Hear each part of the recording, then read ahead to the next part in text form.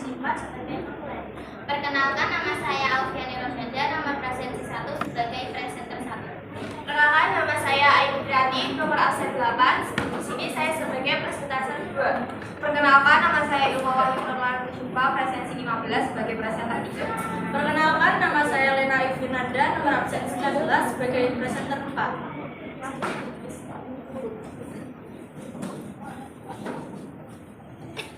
Baik, materi yang pertama akan disampaikan oleh Alfiani sebagai presenter 1.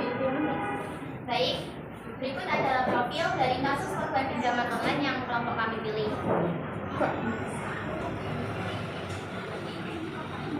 Singkat cerita dari kasus tersebut adalah seorang SU adalah seorang guru.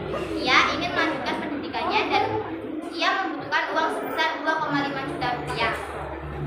Ia sudah berusaha meminjam ke saudara dan tetangga, tetapi tak kunjung dipinjami karena memang situasi sedang pandemi COVID-19. Lalu, salah satu teman SU menyarankan agar SU meminjam di pinjol. Akan tetapi ternyata pinjol tersebut bercabang. Saya misalkan seperti ini. SU meminjam di aplikasi Pinjol A. Pinjol A tersebut tidak mau memberikan 2,5 juta langsung kepada SU, melainkan 500.000. Melainkan SU harus mendownload aplikasi pinjol yang lain. Pinjol A hanya mau memberikan 500.000 kepada SU. Lalu kemudian SU mendapatkan pinjaman dari aplikasi pinjol B sebesar 500.000, pinjol C sebesar 500.000, pinjol D sebesar 500.000 dan pinjol E sebesar 500.000. Kemudian terkumpul 2,5 juta rupiah yang dibutuhkan oleh SU. Dengan terjeratnya banyak aplikasi pinjol mengakibatkan yang tadinya hutang sebesar 2,5 juta menjadi 40 juta. Hal tersebut juga mengakibatkan SU menjadi depresi sehingga ia ingin mengakhiri hidupnya. Terima kasih. Baik, materi yang selanjutnya akan disampaikan oleh Ayu sebagai presenter 2. Baik, terima kasih kepada Mbak Ina sebagai moderator. Baik, di sini saya akan menyampaikan materi yang kedua, yaitu kenapa masyarakat lebih memilih meminjam di lembaga ilegal dalam bentuk adalah pinjol. Alasan yang pertama adalah 1. Asal melakukan tanpa melakukan riset terlebih dahulu. Jadi arti dari kalimat itu yaitu di mana seseorang ketika ingin meminjam pinjaman pinjol itu, dia tidak akan memikirkan bahwa itu caranya sulit atau berlibat-libat, karena bahwa pinjaman di pinjol ilegal itu caranya adalah sangat mudah dan singkat. Yang kedua, menyampaikan tingkat tersebut dengan biaya denda. Jadi seseorang ketika ingin meminjam pinjaman pinjol itu, dia sudah tidak akan memikirkan bunga yang akan diberikan kepada mereka. Yang ketiga adalah menggunakan kredit online untuk gali lubang kemudian. Jadi alasan yang ketiga ini adalah ketika seseorang ingin meminjam pinjaman di ilegal itu adalah dia berpikir bahwa pinjaman ilegal itu adalah salah satu alasan yang paling efektif untuk menutupi pinjaman atau utang yang sebelumnya. Baik, materi yang selanjutnya akan disampaikan oleh Irma sebagai presenter 3. Baik, solusi yang kalian berikan terhadap permasalahan tersebut berkaitan dengan lembaga ilegal. Solusi yang pertama, laporkan ke SBI melalui email waspadainvestasi@ojk.go.id untuk dilakukan pemblokiran. Yang kedua, apabila sudah jatuh tempo dan tidak mampu bayar, maka hentikan upaya mencari pinjaman baru untuk membayar utang lama. Yang ketiga, apabila sudah mendapatkan penagihan tidak beretika seperti teror, intimidasi, hingga pelecehan, maka ada berhak memblokir semua nomor kontak yang mengirim teror. Langkah selanjutnya, segera lapor ke polisi dan lampirkan laporan polisi ke kontak penagih yang masih hidup. Yang terakhir, jangan pernah akses lagi ke pinjaman online. Baik, materi yang terakhir akan disampaikan oleh Lena sebagai presenter 4. Terima kasih. Solusi untuk masyarakat yang belum pernah meminjam di lembaga ilegal yaitu dengan cara yang pertama, ketahui terlebih dahulu itu berupa pinjaman legal atau ilegal. Kita harus mengetahui pinjaman itu berupa legal atau ilegal. Yang kedua, menasihati agar tidak tertarik oleh produk atau rayuan pinjol. Apapun yang terjadi, kita tidak boleh tertarik oleh rayuan pinjol, baik itu prosedur yang sangat mudah dan cepat. Yang ketiga yaitu pinjamlah bantuan ke pinjaman resmi, yaitu kita harus meminjam di LKPB seperti Pegadaian dan Koperasi. Solusi untuk pemerintah atau pihak yang berwenang terkait dengan pinjol. Yang pertama, perlu adanya sinergi kerjasama antara Kementerian Komunikasi dan Informatika, Kominfo, OJK, dan kepolisian dalam mengawasi layanan pinjaman online. Saat ini, OJK melalui Satgasnya telah membuat langkah pencegahan terhadap layanan pinjaman online ilegal tersebut. Yang kedua, pemerintah perlu memberikan materi tentang pinjaman yang resmi agar masyarakat tidak terjebak dengan pinjaman online.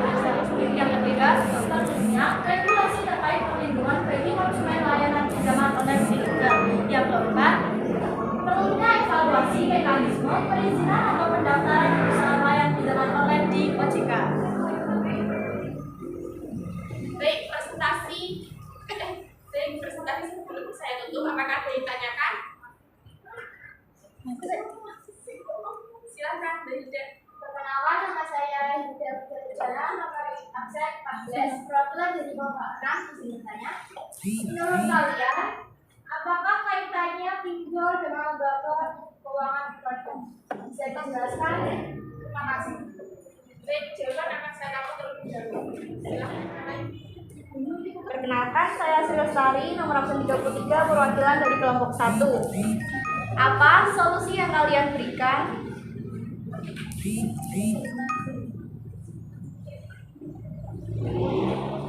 Kepada seorang peminjam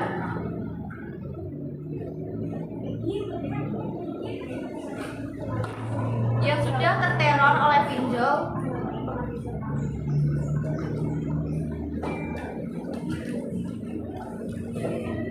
dan peminjam itu sudah merasa sangat traumatik. Terima kasih. Baik, pertanyaan akan saya langsungkan terlebih dahulu.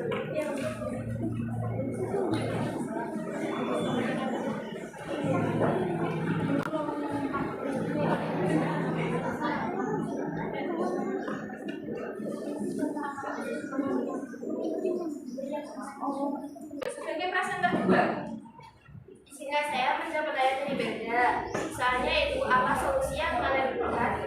Menurut kalian, apakah kaitannya pinjol dengan LKBP? Kaitannya adalah bahwa pinjol dan LKBP itu sama-sama meminjamkan uang kepada orang yang membutuhkan pinjaman tersebut. Apakah perlu dijelaskan? Ya. Semisal ada seseorang yang ingin pinjam. Nah, seseorang itu bisa meminjam uang, pinjol ataupun LKBP. Anak pinjol dan LKBP itu sama-sama tempat untuk meminjamkan uang. Jadi juga itu sama-sama beda keuangan atau bukan masuk beda keuangan. Apakah benar? Tidak bermaksud sama-sama badan keuangan, tetapi pinjol itu tidak terlalu resmi, tetapi LKBP itu sudah resmi. Saya bertanya lembaga keuangan bukan bank, tetapi Anda menjawabnya bukan lembaga keuangan. Jadi jelas. Lagi. Anda menjawabnya bahwa pinjol itu termasuk ke dalam salah satu lembaga keuangan. Tetapi saya tanyanya itu lembaga keuangan bukan bank, kaitannya dengan pinjol. Oke.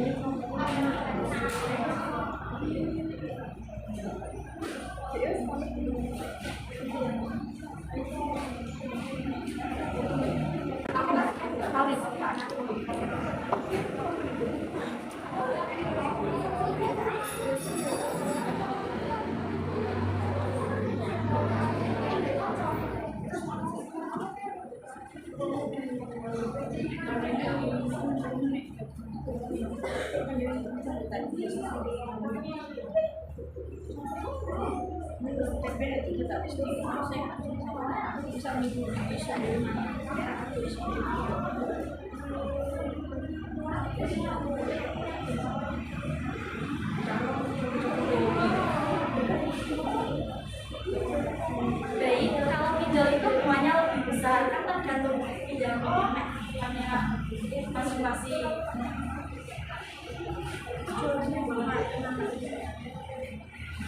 Kalau di LKPP itu bunganya akan lebih sedikit, lebih ke standar.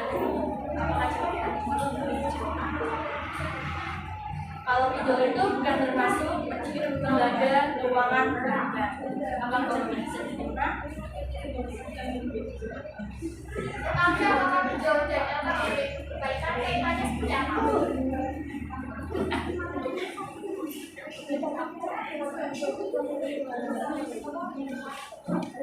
Tidak berkaitan karena pinjol itu tidak resmi dan tidak disetujui oleh pemerintah. Terima kasih jawabannya. Baik, pertanyaan dari Mbak Tari akan dijawab oleh Alfiani sebagai presenter saya. Terima kasih atas kesempatannya. Apa solusi yang kalian berikan kepada seorang peminjam yang sudah terteror oleh pinjol dan peminjam itu sudah merasa traumatik? Jawabannya yaitu 1. Segera lunasi pinjaman. Jika belum mampu, lakukan restrukturisasi, misalnya berupa penurunan bunga atau perpanjangan untuk pinjaman. Yang kedua, jangan pinjam lagi untuk menutup pinjaman atau berlindung untuk bunga. Yang ketiga, blokir semua telepon yang melakukan penagihan tidak beretika. Yang keempat, segera lapor ke polisi apabila merasa dirugikan berupa teror, intimidasi atau perbuatan tidak menyenangkan lainnya. Yang kelima, berhenti meminjam dari pinjol ilegal. Apakah jawaban sudah bisa diterima? Restrukturasi itu apa?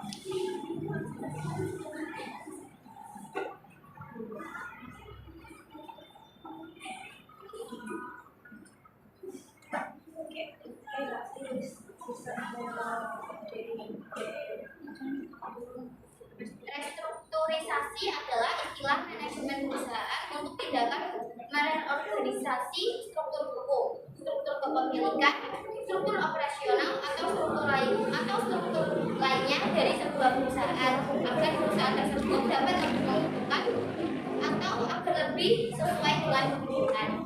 Coba dijelaskan lebih singkat.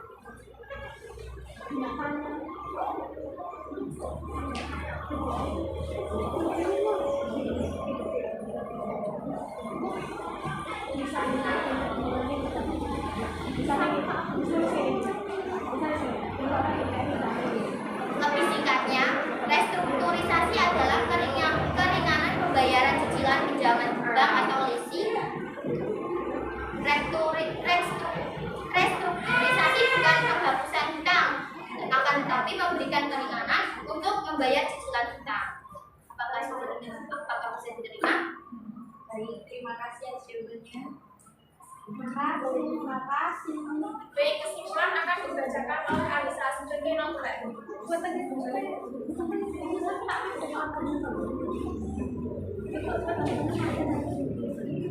Baik, saya akan mengulangi pertanyaan dari Mbak Tari.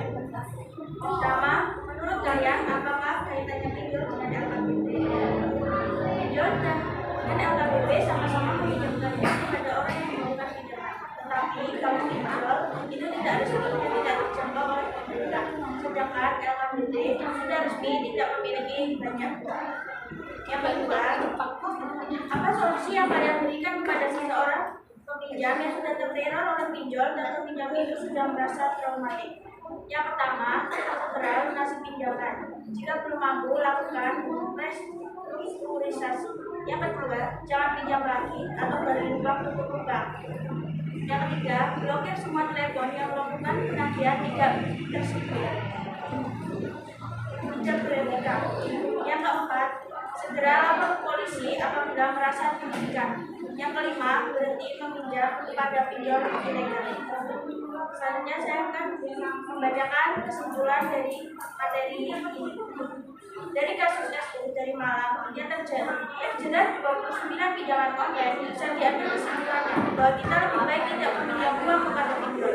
Lebih baik pinjam ke bank yang jelas. Karena jika meminjam ke pinjol, saya mendapat lebih banyak dan kita mendapat ancaman dan teror yang bisa menyebabkan kita depresi dan memiliki niat bunuh diri. Seperti kasus yang telah kami analisis. Demikian presentasi dari kelompok kami. Mohon maaf jika ada kesalahan kata atau perilaku yang kurang benar. Semoga yang segera wabarakatuh.